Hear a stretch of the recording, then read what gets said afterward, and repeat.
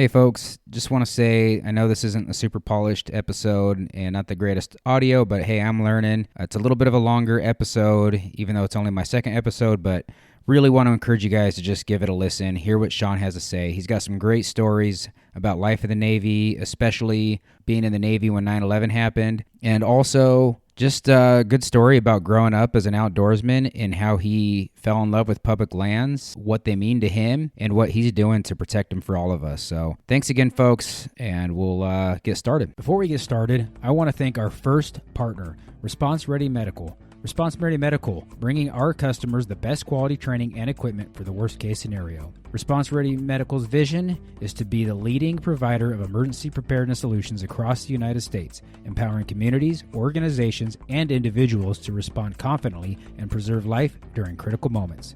Offering same-day certification, all Response Ready Medical classes are instructed by nationally registered and state-licensed firefighter, paramedics, law enforcement officers, and hospital staff. Classes currently being offered by Response Ready Medical include CPR and AED, CPR, AED, and first aid, emergency trauma care, child and babysitting safety, CABS, backcountry medicine, and wilderness first aid. Your premium partner in emergency preparedness, Response Ready Medical. Welcome to the Pursuing Freedom Outdoors podcast, a place where backcountry warriors can share their stories of grit, service, healing, and wilderness adventures. I'm your host, Tom Walton, Marine Corps veteran, full-time cop, and aspiring hunting and fishing guide. Join me and others as we journey from the hood to the woods in pursuit of freedom in the outdoors.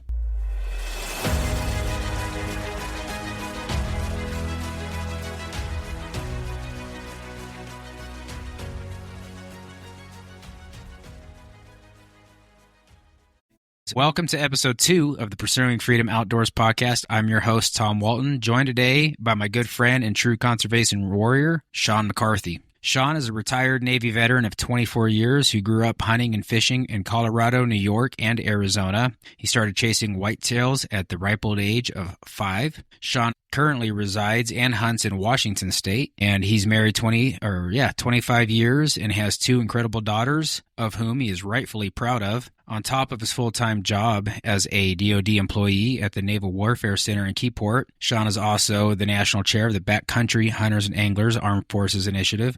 That's always a mouthful to say. We like to just say AFI for short. And there, he serves our veterans in the outdoor community, and he vehemently fights for public lands. AFI, where I also volunteer, is how I met Shawn, and I've been fortunate enough to join him in the field on several turkey camps over the last few years, and we also got to go out on a pretty epic caribou hunt above the Arctic Circle in 2023. That was also through AFI. So anyways, that's enough from me, but without further ado, Shawn, welcome to the show, buddy. Thanks for being here and being the first guest on the Pursuing Freedom Outdoors podcast. Let's just get started. Yeah, absolutely. And like I said, thanks for being here. Thanks for your time. So just getting started with your background, man, just tell listeners a little bit about growing up and hunting and fishing in Colorado and New York and absolutely. Arizona. Sounds like you made it around as a kid. I did. My dad was a professional chef, which sounds really cool, and it is a pretty cool thing. But those guys travel a lot for work, which I didn't really appreciate at the time because as soon as I made a friend, I left. And I think that's kind of what geared me up for joining the military. But I remember as far back as a little kid fishing with my dad in Colorado. I mean, the mountains, the rivers. We lived, I was born up in Summit County, 10,000 feet, lived up there, born in Kremling, lived in Briscoe. And then my dad decided, let's step away from cooking, if you will, decided to be a hammer jockey and go into construction. Find ourselves north of Denver. And at that time, Denver's still exploding, but at that time it was pretty small, lots of construction. He married into a construction family and a lot of outdoor influence there as well. With my mother's side of the family, and started fishing. I knew that what hunting kind of was, but just a little guy.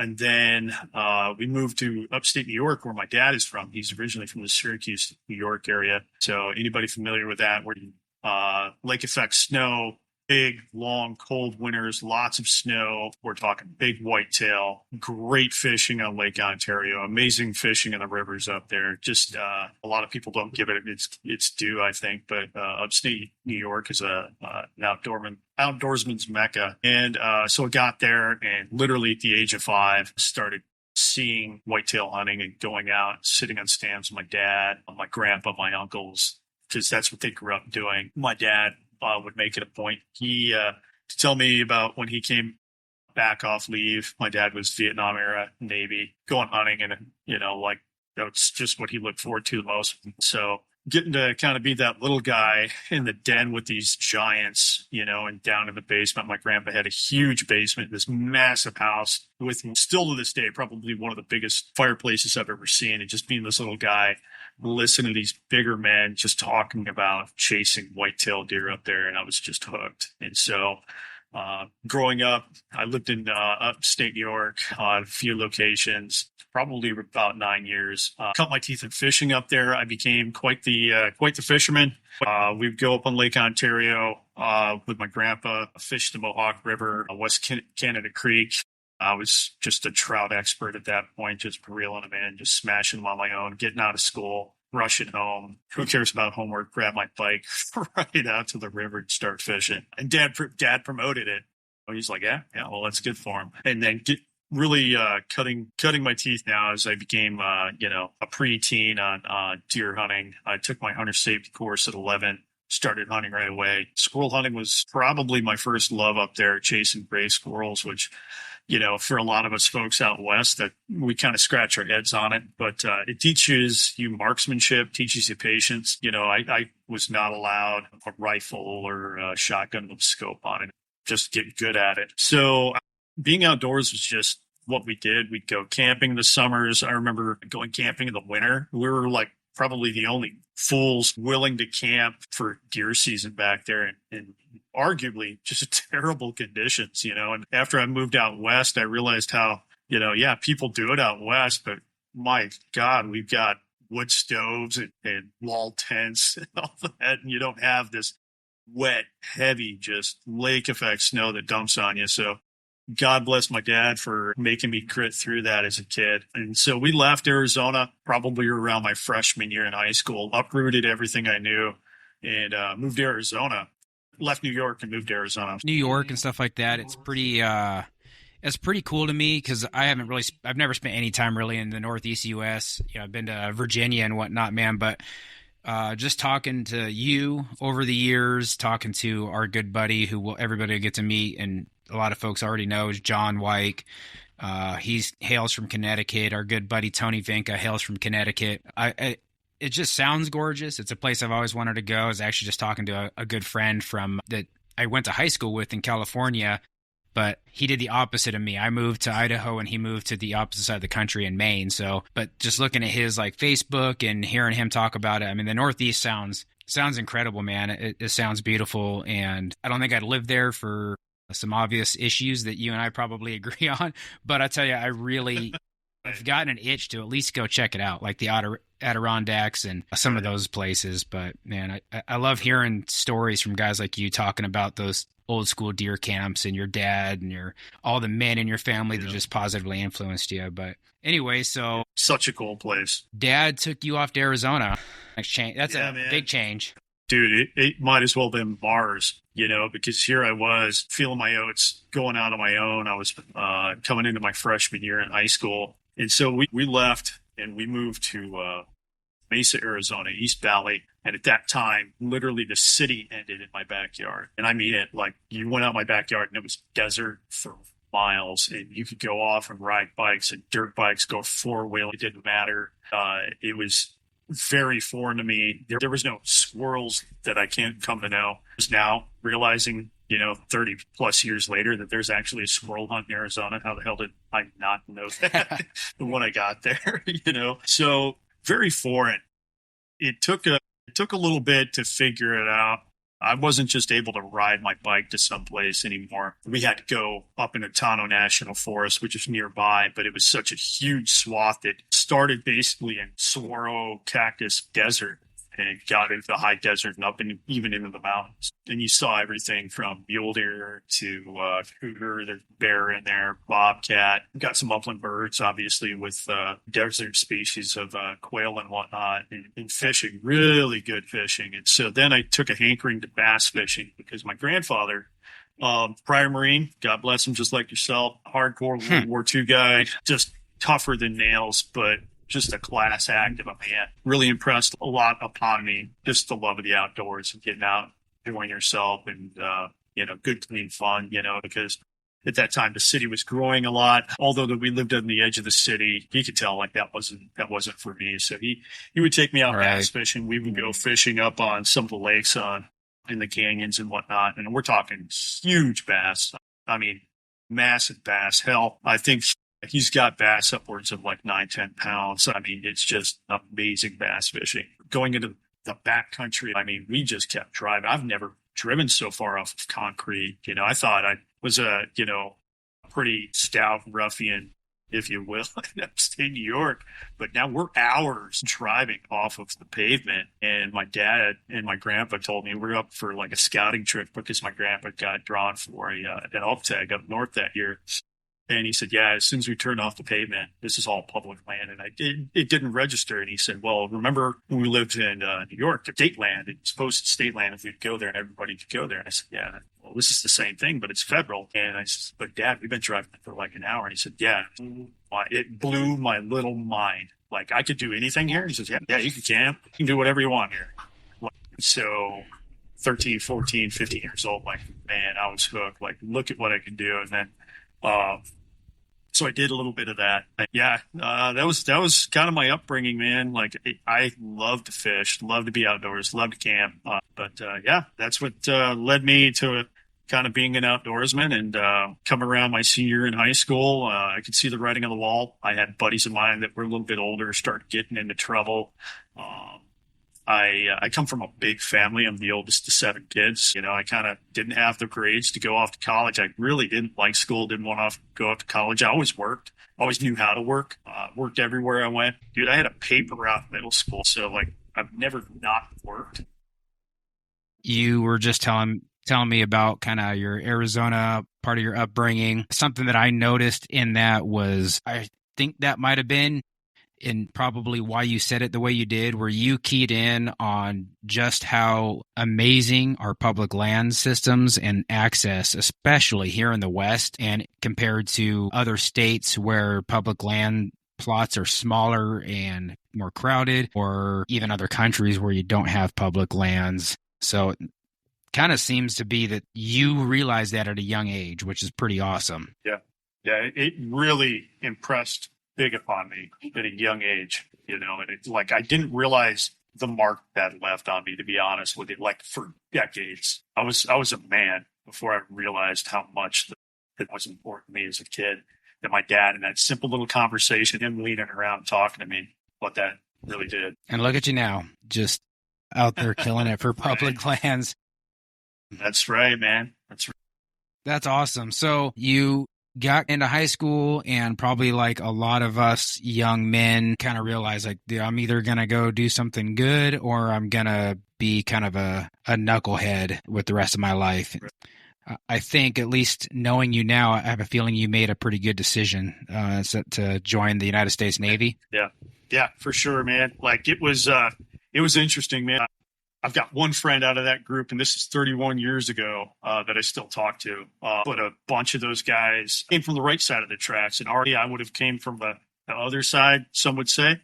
But those guys wound up in jail doing prison terms and the whole 9 yards. And I probably would have gone down that path. And there was one day I actually walked into a recruiter's office. It was a Marine recruiter, as a matter of fact. I just emulated my grandfather a lot. Like, God rest his soul, he still means the world to me. But that guy, the way he talked about the Marine, it's like, man, that's amazing. My father did with the Navy as well. And so I walked into the Marine recruiter and, hey, man, I got to get the hell out of here. This isn't what I want to do with my life. I don't know what I want to do. I've already taken my ASVAB. I work.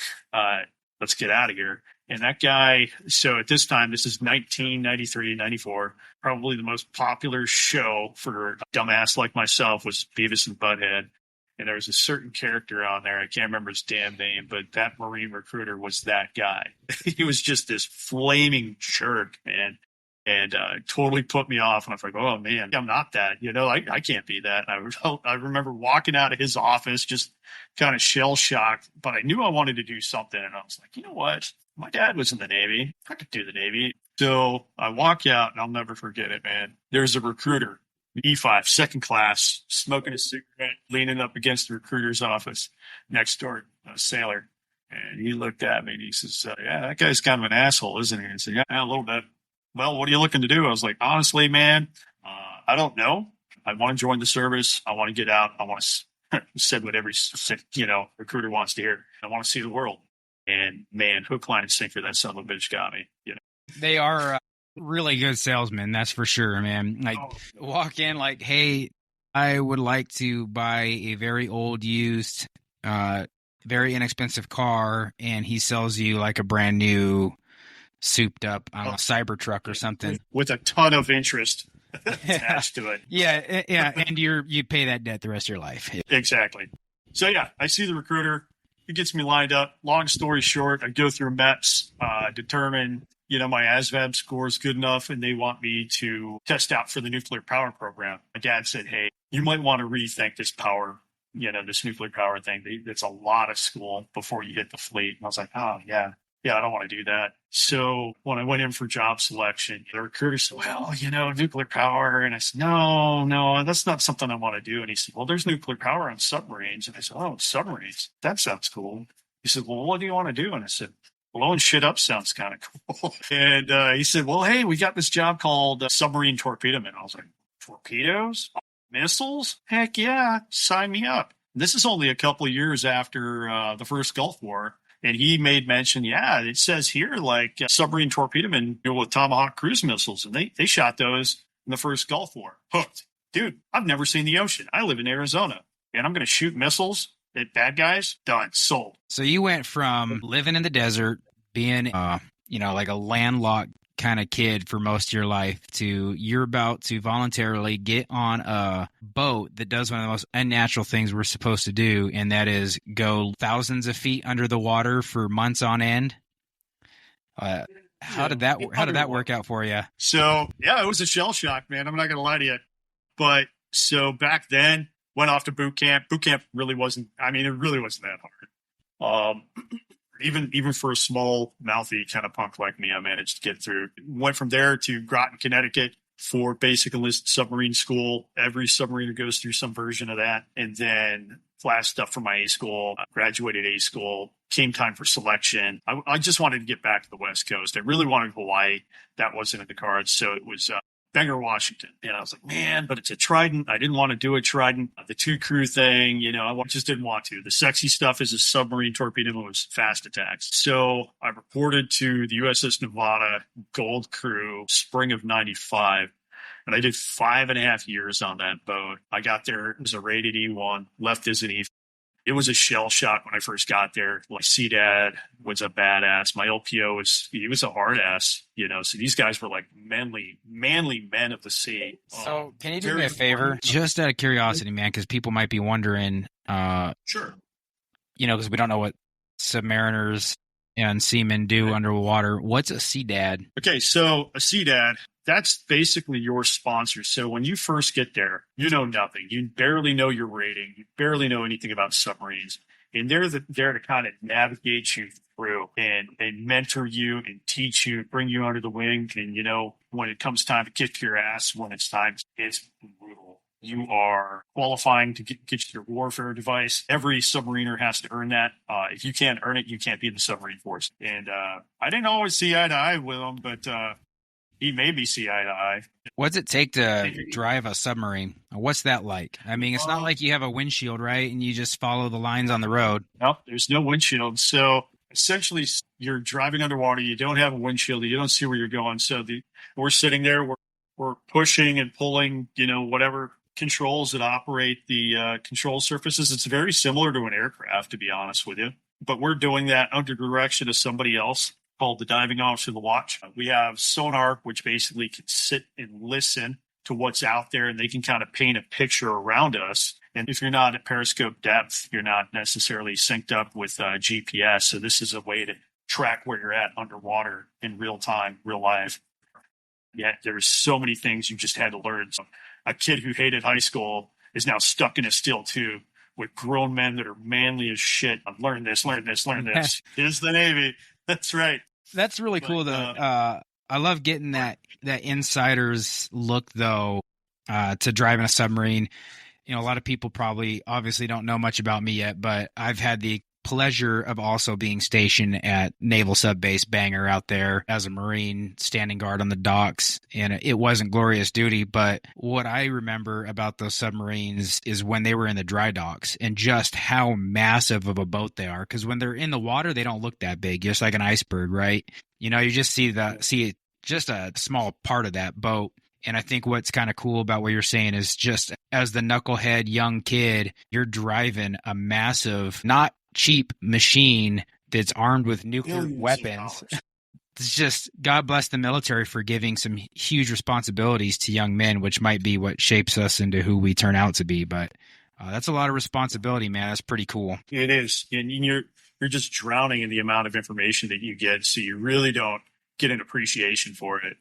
Initially, you're just learning, and drinking from the fire hose. There's probably a little bit of F my life going on too sometimes in those moments. Oh, there was many a day, because I'm staying up for hours, even after watch, working on qualifications, learning systems, learning how to fight fires and hydraulic ruptures and flooding and all those different things, because you got to learn every single system on the boat and how they interact with each other and how to combat casualties, because the root of it is every man there has to be able to save his brother, so there's all that. And then you got to work your own qualifications and do maintenance. And for me, it was to qualify as like a weapons handler, to handle torpedoes, load torpedo tubes, move them around, and then qualify as a torpedo man, which is still the coolest freaking job in the Navy, if you ask me. I just want to blow shit up and see the world. That's awesome, man. Yeah, look where it led you to. Yeah. How about how many deployments did you end up doing? So on that boat, I did a total of 10 patrols on that ship, which is a lot. Your average sailor does 4.5 years. I did 5.5 years on there. I was really trying to get shore duty in Bangor because I want to meet a girl up here. She never met a sailor. She didn't know the Navy. Her family didn't know the Navy. It was perfect. And I needed to get away from the Navy. So I met a girl up here, tried to stay up in Washington. It wasn't going to happen. So we dated for probably about 2.5 years, got married. And then we moved to San Diego. San Diego is where I really kind of got my legs underneath me and grew. So I left the Nevada as an E5 or second class. I was forced into kind of being a leader for who my leader was because my LPO kind of sucked. So I got to see good leadership, then bad leadership. Got into some trouble while I was there, but I had good leadership to kind of pull me through there and made me realize, there's a fork in the road, and if you take a left, you're on your own, but you take a right, we're going to have your back and, take care of you. So I kind of carried that with me throughout my career. And in Point Loma, I worked at the weapons station, and our job there was to take torpedoes and Tomahawk cruise missiles and ammunition down to the fast attack submarines. So now I'm working with those fast attack guys that I kind of wanted to do when I first came into the Navy. I was there for about a year, and then 9/11 happened. And at that time, I was only going to do 8 years. So there was always jobs popping up in Arizona. And I know I could probably come back up to Washington and get a job. But 9/11 happened, and I remember being pissed off. A lot of people were. I was on a Trident before, so I didn't get to do any sort of direct action or anything like that. And I could hear all the grumblings about, hey, we're going to be sending boats over.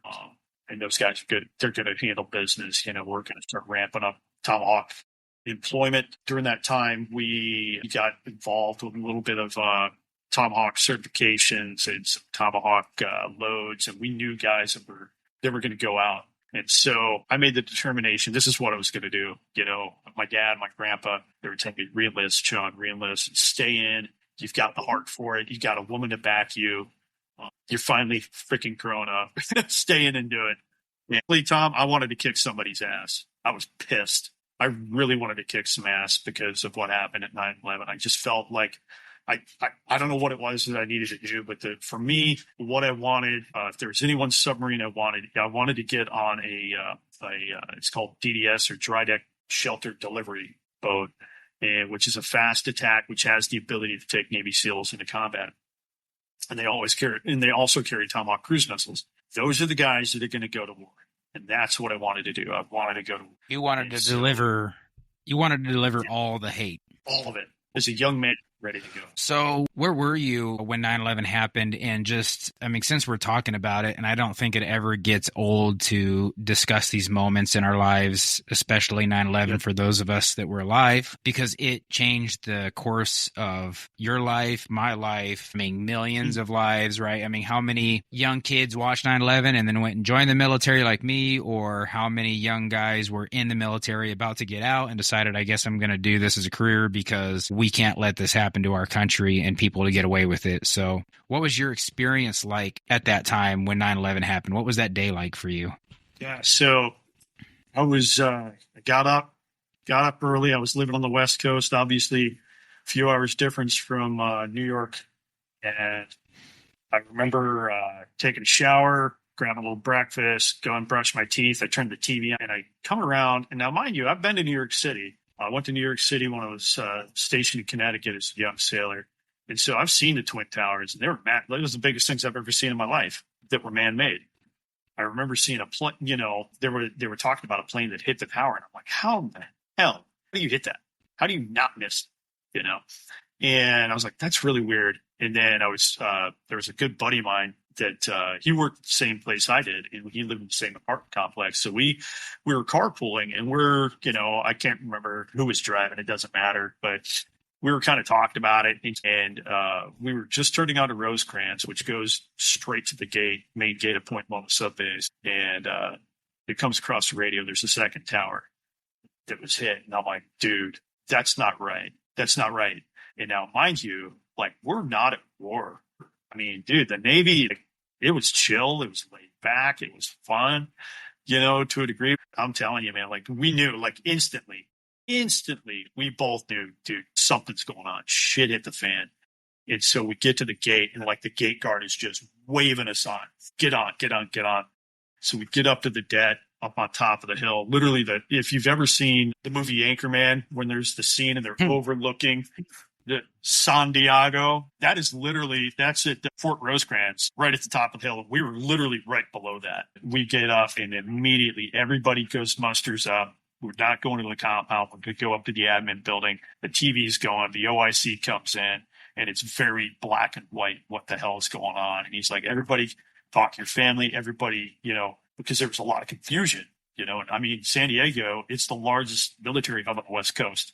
And so the rumors about targets in San Diego, and holy crap, I'm looking across the way, and I'm like, dude, the biggest targets here are the carriers. You got North Island, you've got the bridge that goes over to the carriers, and you got the home of Naval Special Warfare right here. You got a submarine base, you got an airport. Man, you want to hit so many targets in a close proximity. I'm looking at all of them right here.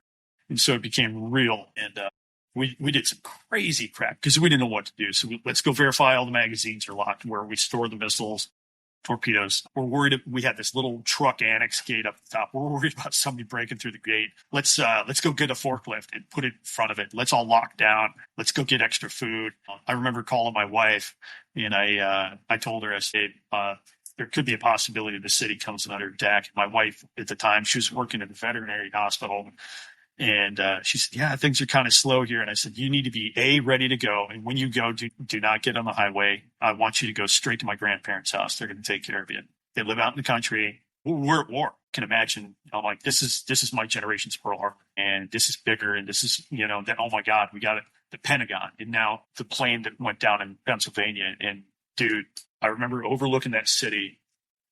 We're talking a huge city. I could see the airport. I could see North Island Naval Air Station. You could always hear the city. You could hear the city, and it was dead quiet. There was one of those, God forgive me on the aircraft, but I believe it's called a Hawkeye. Big plane with a big radar dish that was flying. You never see them, but it's basically like air traffic controller, God in the sky, and that thing took off. we've got Marine aircraft and they're coming overhead. And dude, they've got stuff on the wings. I'm like, dude, this is real. These guys are loaded with ordnance. They never come off the tarmac with ordnance here. Same thing with jets coming off North Island. Dude, we saw fighter aircraft coming in and out. And I'm like, what in the sand?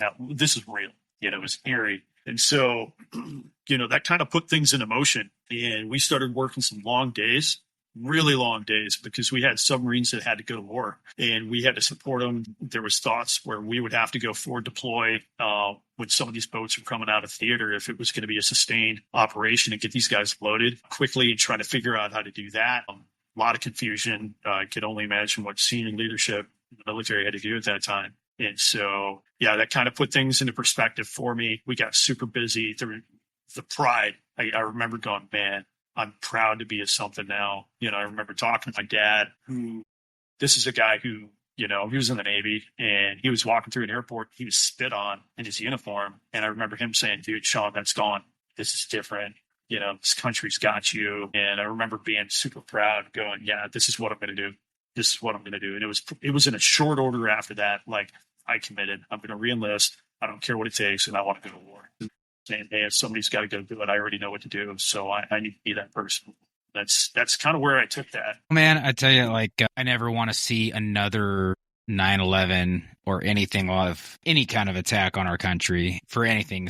Nothing's worth it. But I sure wish that we could bring back those days of patriotism and pride in our country, people wanting to serve our country, the massive amounts of people wanting to join the military. I mean, the epic story of Pat Tillman, right? I mean, it's just a call to service. And as horrible as that was, and as tragic as the loss of life was, the way this country rallied back then, it affects me to this day. And I sure would love to see some of that come back. I just wish we didn't have to pay such a steep price to bring that around. But yeah, man, 9/11 happens, you stay in and you take a lot of hate to a lot of bad guys around the world, I would imagine. Yeah, man, we went to hunting. So yeah, a couple years later, I got transferred and I got what I wanted. I got attached to the oldest boat on the Atlantic Fleet, USS Philadelphia, and she was a DDS boat. And I knew if there's anybody that's going to go do it, it's going to be Philly. I go to the Philadelphia.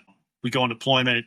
We get ready. We're doing workups for spec war deployment. I was qualified chief of watch. Now I'm an E6. So we get ready to go on deployment. And all of a sudden, everything changed. We're not going to do a spec war deployment. We're going to go out and do normal fast tack submarine stuff. And I'm like, it doesn't matter, man. I'm going over there. And so then we only get like 6 Tomahawk cruise missiles. Or no, not even. Dude, I don't think we left with missiles, to be honest with you. Just torpedoes. And I'm like, the bad guys aren't going to need shot at with torpedoes. So I was kind of like, down. We weren't fighting naval warfare in that sense. No. So we're going to go listen, and we're going to go. So we go over there and we do what's called ISR, intelligence, surveillance, and reconnaissance. We're playing spies, and nobody expects, a submarine sitting off the coast of X to spying. And the technology's there. They're able to listen and break into communications the whole 9 yards. And we took interpreters out with us to listen to it. And the missions were sexy. So now I'm like, okay, I'm doing anti-piracy stuff, so everybody's seen the movie Captain Phillips. So we're doing that kind of stuff. I'm like, oh, that makes a difference. That's cool. And then we're chasing pirates down. We are doing some anti-terrorism stuff. It's all good stuff. So I'm in the hunt for it. We were on our second mission, and we were just coming back from our second mission. Very successful mission. We were in the Gulf, going into Bahrain. Look at a map. I'll tell you, we were in that area doing God's work. It was 2:00 in the morning, and I took torpedoman to watch as an E6. I was standing chief of the watch, but had his stand room watch, so kind of took a step down, give the guys a break. And one of the jobs that I did is I was a small arms guy, so all the guns, getting all that stuff ready to go to pull into port. 2:00 in the morning, I hear on the 1MC, so the announcing system, rig ship for collision, and that's not right. And then, it sounded like a shotgun literally went off in my head. And I was just like, holy shit. I could hear screaming, yelling. The ship, we're on the surface, and it's dark. The ship listed over like 35 degrees. We had 35 plus up angle on the ship, and we're stuck there. And we basically got hit from the port side or the left side by a Turkish freighter, ran over on the surface. It wasn't until after the fact that I realized like it was fate, because if we had that dry deck shelter, which is like a giant garage that's bolted to the top of the submarine, if we had that on and we're on the surface, we have the hatches open to get up into that in case we have to get out quickly. Whereas normally, without that there, we can just open those hatches and get up quickly. But all the extra steps of getting the other external hatch open. Well, if that thing was on there, it would have got hit, lodged, and the way we would have rolled over, we would have basically had like I don't know, don't quote me on it, probably a 30-inch hole with water coming in, unable to isolate. So it was a blessing that wasn't on there. So, long story, we were stuck underneath that ship for the course of 2 hours, caused millions of dollars in damage. It basically ruined the rest of our deployment. Our commanding officer, executive officer, engineering officer got fired. It was a rough deployment, and it messed some people up. A couple of sailors tapped out, understandably. I'll never judge them.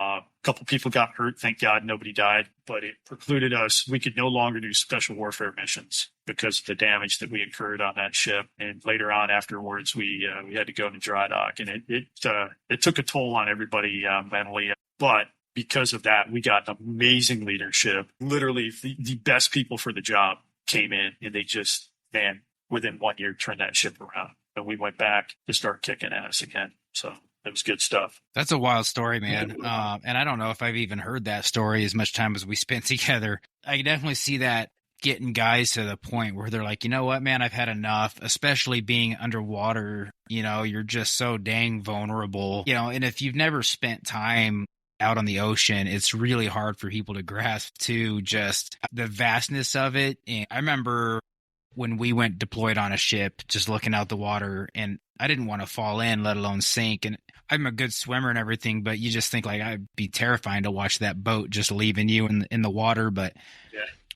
being on a ship and I can't imagine, it's like tenfold being under the water.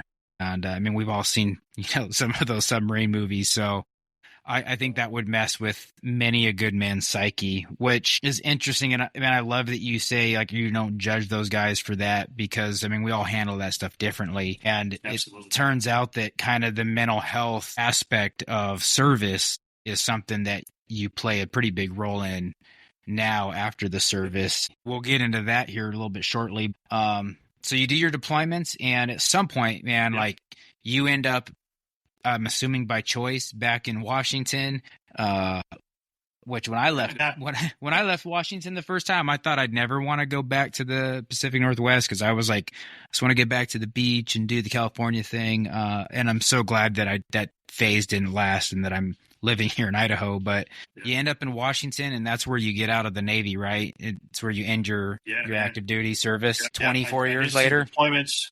I did some deployments. I wound up screening for a squadron staff job, which is hard to get. I'm not tooting my horn, but I was pretty good at what I did. Picked up chief, ran a division, went to a squadron torpedo in chief, just mentoring sailors, aiding steely-eyed killers from the deep. And then I had a hankering to do something different. I decided to change everything up. I sold my soul for rock and roll. My wife's originally from Washington. I drug her everywhere. We were to the East Coast for 8.5 years. It was a short stint in Kittery, Maine, and she had to move by herself. And so I was like, I got to get back to Washington. And my wife's family's from up here. And so I did that for 4.5 years behind the Iron Curtain. And due to some crazy twist of fate, I still had a little time left, and the only thing they were asking me to do was go to Japan, and it was going to be like an unaccompanied tour. And I said, "There's no way in hell, man. My kids are getting a little bit older. Bullshit." And I'm a daughter dad through and through. How that came to be, I don't know. I'm a man's man. All I know is dude. So daughter's dad. So I'm cut out to be that. So anyway, I digress. So I screened for a second squadron torpedoman tour up in Bangor, Washington, and man, I've only known a couple of guys willing to do 2 squadron tours. And now I'm doing 2 of them, one on each coast and one on each type of ship. And then it was time to retire, man. Like I could have stayed in longer, but I told myself, like, I am going to be gone. I miss so much with deployments and travel and TDY. Dude, I lived out of a backpack for 10 years of my career.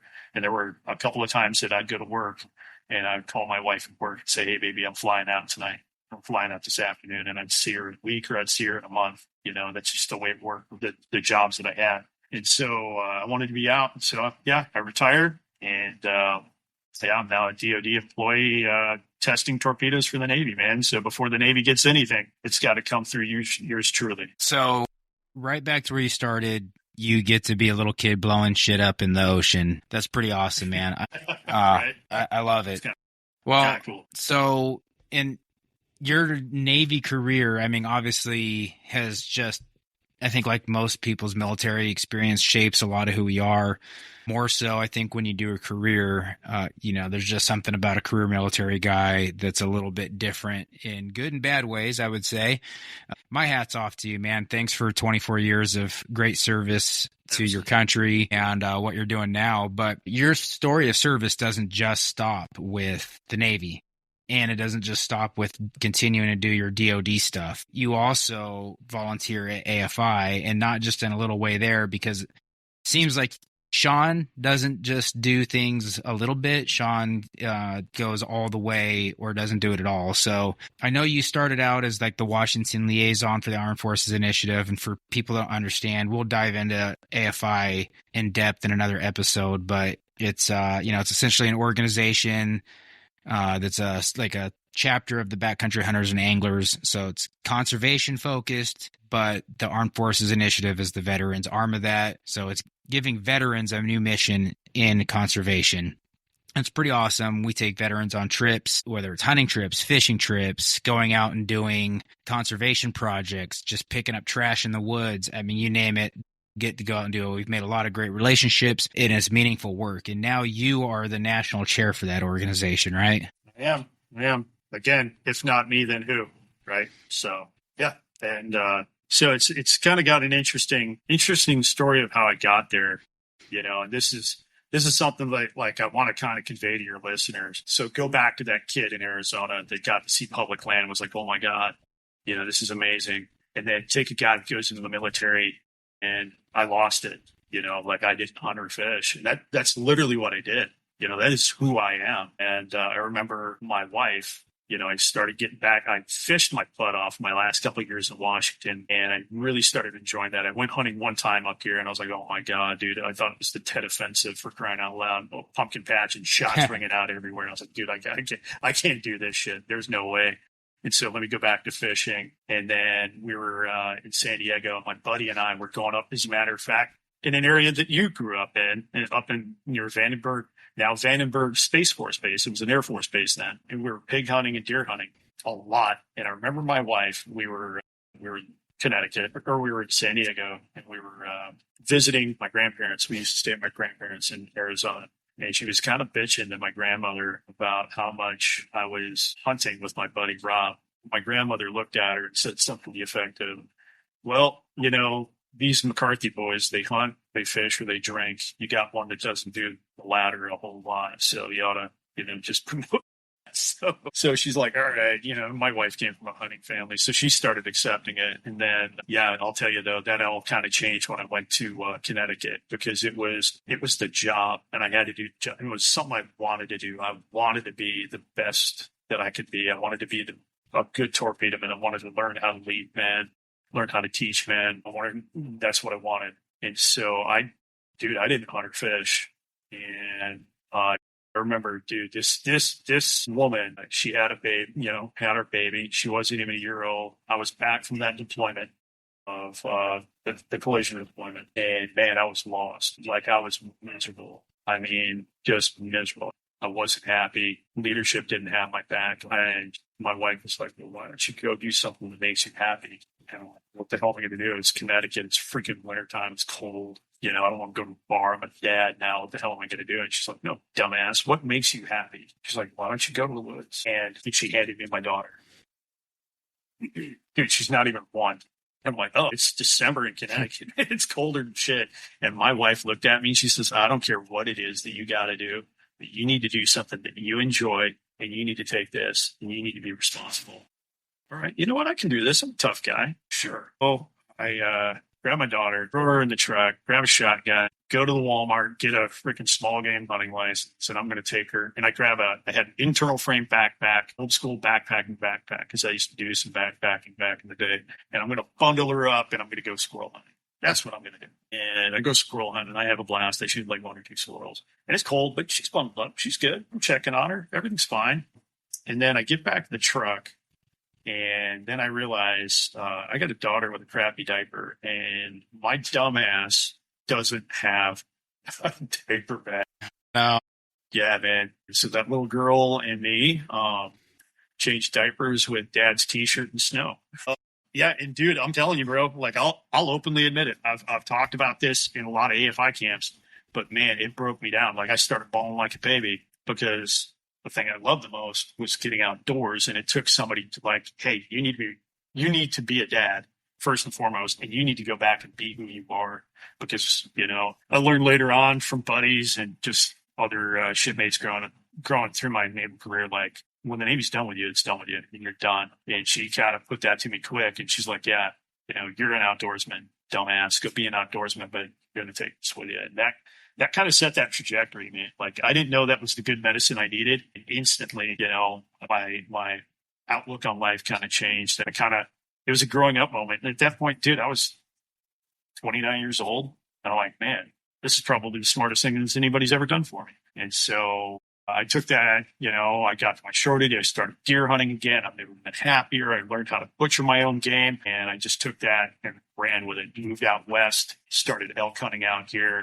And then I started learning about the issues that public land has. And this is not a West Coast problem. It happens on the East. I just wasn't seeing it to the scale that it was happening here in the West. That's what I learned about Backcountry Hunters and Anglers and how that they're for public lands. And, there's a lot of organizations out there that do a lot of different things, but I just got attracted to that mission. And I'm like, yeah, man, I'm in. Let's go do some stewardship events. Let's learn to fight for these things. And what better place to do it in Washington State that if anybody's tracking, don't be us. We're at ground zero for a lot of issues with the outdoor space up here. If you are an outdoorsman or an outdoors woman, but somebody's got to fight it. So why not that? Yeah, man.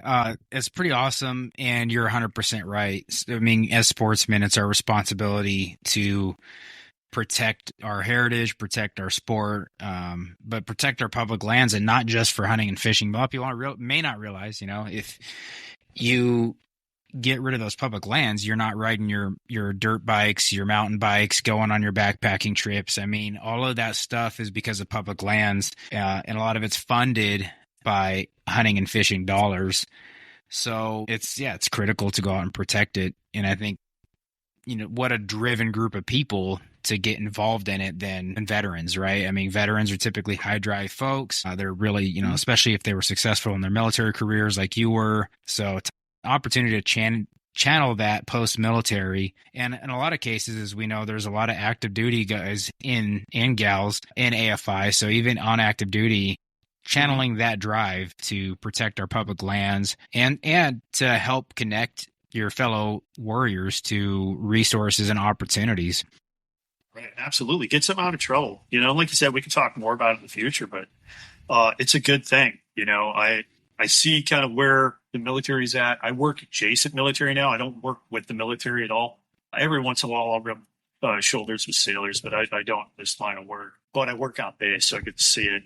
And I get to talk to a few. I'm fortunate enough now. I get to talk to guys and gals from all the branches, and I can kind of see elements there now where I was that guy that was going to get out, and I was done with it in 3/9/11. Like what's the purpose? I got to have a purpose, and what's going on? Unless they're going over doing direct action, deploying, they don't really know. So this gives a sense of purpose. And I'll tell you, I wish something like this existed when I was in, because the learning curve kicked my ass. And that's what made me not go. It was hard to learn it. Instead of, giving somebody a trip of a lifetime, we're going to teach people how to do things. And that just stems from being in the military.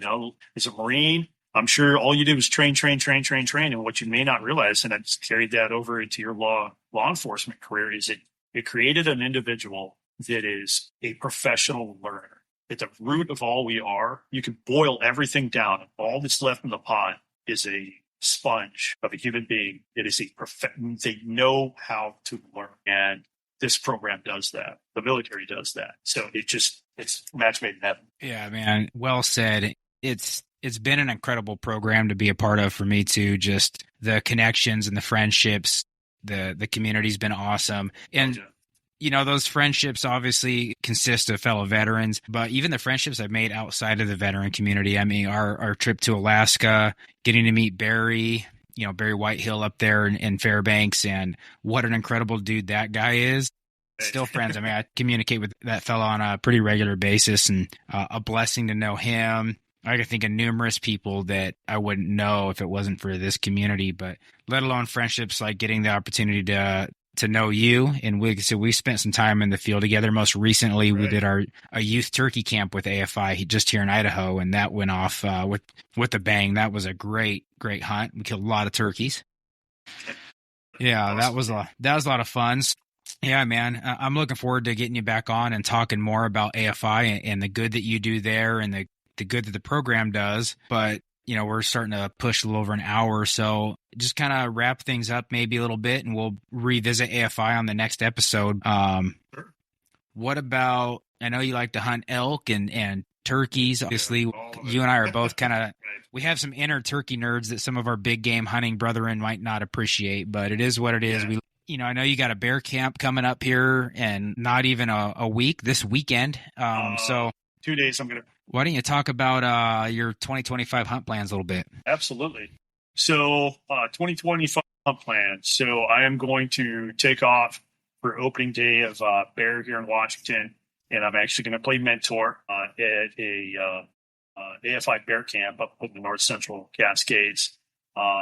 So I am a armed nature walker when it comes to bears. So I'm hoping this year I get to break through that. I've done some scouting for bears. I've got some a lot more intel. I've actually read 2 books about bears. So I kind of want to notch that tag up and really want to get a bear this year. So that's kind of my big focus. I'm lucky that I live in a very bear prominent state, but I just got to grind it out and get farther, get deeper, just find that one. Bears, man, they're a different species, and I've kind of had a little bit of the opposite experience. I mean, there's other animals that have kicked my butt, but I've been really fortunate to find a few bears over the last few years. And I just feel like it's kind of like with anything. Once you start finding the bears, you get into them, and then it's just like there's a bear, there's a bear. But yeah, they're really cool critters, man. And even when you go bear hunting, there's not, for a lot of folks, a high success hunt. I think especially spring bear, I think is not the highest success rates, and you look statistically around states with spring bear seasons. That being said, it's just like anything else, man. Once you get over the learning curve, you start doing well. But I mean, just going out and watching bears, watching cubs especially, I mean, it's a freaking blast. It's so much fun. And then this time of year, it's kind of your first big game hunt over there in Washington of the season. It's a hunt that you get to do with rifles in August, and it's pretty cool, man. It's a neat hunt. I actually wish that Idaho had an August bear season. I mean, we're lucky we have a spring season, so I don't complain too much. But I mean, you get to hunt bears when the huckleberries are just at their peak, which is really special. So yeah, that's awesome. Just texting before this, like what's the elevation level you guys are seeing at right now, and where are they at? So I'm already pre-scouting. So that's one of the big ones. And then I got lucky. So I didn't draw anything sexy, but I did draw, it's called a multi-season deer tag. So here in Washington, for deer, you have to pick your weapon, and that's it. So archery or muzzleloader or rifle. Well, now I've got a tag that allows me to hunt, one deer, but each of those seasons. So it allows me to be a little picky, and, I'm tossing things around and doing things different. I'm not the most successful blacktail hunter, but I do pretty good. I do all right. If I need to get a blacktail late season, I can probably do it. I'm not going to get a monster buck. It's just not in my cards yet. I've got a couple decent, fair bucks, but I don't mind shooting a doe at all because me and my family are meat eaters, and these blacktail eat up really well. But I think I might go chasing after some whitetail. Been a while since I got a whitetail. And then, man, I'll tell you, I don't know what it is that bit me, but I love chasing mule deer with a muzzleloader. I think I'm a sadist. A lot of guys reserve mule deer for rifles, but I love just getting close to them and just trying to beat them at their game. I've crawled hundreds of yards on my belly after them, take a shot, only to miss. I've gotten thorns in my knees and ripped up hunting pants. This year I'll be chasing elk with my bow on the east side of the state, and then transition probably if there's a deer season that intersects there, I'll have that ability. Otherwise, I'm probably going to focus on muzzleloader deer, and then I catch if I can get a couple of decent fall turkeys when I'm on the east side. I'll do that. Get me through the winter on some turkey. But I had a pretty good turkey season, as you know. I got 3 birds this spring. Idaho and Washington were good to me. Yeah, man, it was a really stellar year this year, especially the beginning part. That was awesome. But that sounds fun. That muzzleloader stuff with deer, is that like the high buck type of hunt that you hear so much about? Nope. High buck is a very cool hunt, and I have that option to do as well. So high buck is a unique hunt in that it is a rifle during September in very select wilderness areas. So we're talking remote hunting, typical backpack hunting, and you're talking alpine. You're getting up there subalpine and alpine chasing mule deer bucks when they're still relatively young. But those bucks up there, they're a different animal. No, this is different. This is a general tag, muzzleloader tag.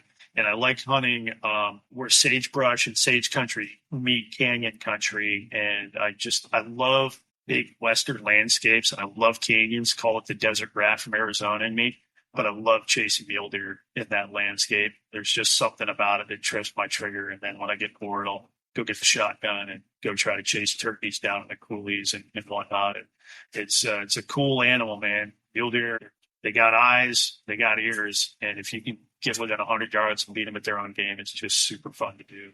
Yeah, man, they're a really awesome critter. I love watching mule deer.